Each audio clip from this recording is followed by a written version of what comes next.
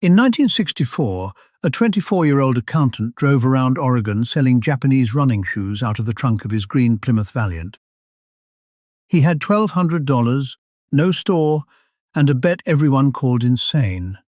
Today that bet is worth $150 billion. His name was Phil Knight, a middle-distance runner who was never quite fast enough, trained by a coach obsessed with shaving off seconds. At Stanford, Knight wrote a paper arguing cheap Japanese shoes could crush the German brands. It was just a class assignment. In Japan, he walked into the Onitsuka factory claiming to represent an American distributor. That company did not exist. He invented it on the spot. The first 300 pairs arrived in 1964. Knight kept his day job and sold shoes at track meets, runner by runner. For 7 years, cash was brutally tight.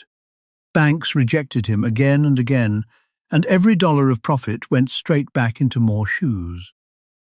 Then in 1971, betrayal. His Japanese supplier was quietly negotiating with another distributor, preparing to cut him out completely. Knight refused to wait for the end. He walked away first, gambling everything on building his own shoe under his own name. A student was paid $35 for a logo Knight didn't even love. They called the company Nike.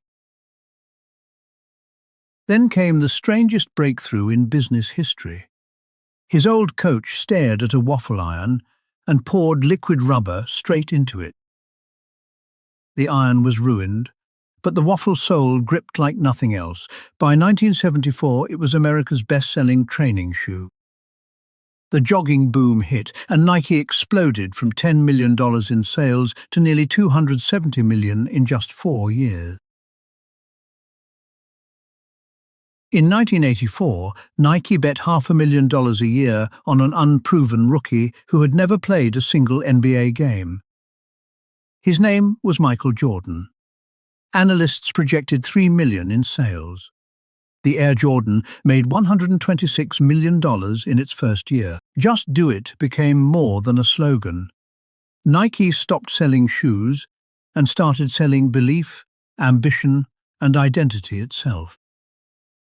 Today, Nike earns over $50 billion a year, and that old green Plymouth still sits in the lobby of its headquarters.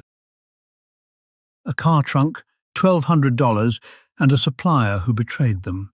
That is how empires actually begin. Subscribe for the next story.